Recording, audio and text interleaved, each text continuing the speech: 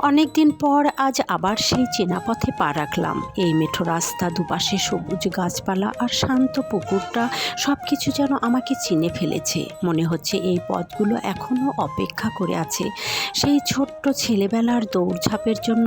এই পুকুরের জলে কত বিকেল কেটেছে, বন্ধুদের সঙ্গে হাসি, খেলাধুলা, কত গল্প, সব যেন আজও বাতাসে ভাসে। এক সময় এই রাস্তা ধরে স্কুলে গিয়েছি, আবার কখনো বন্ধুদের সঙ্গে ছুটে এসেছি পুকুর পাড়ে।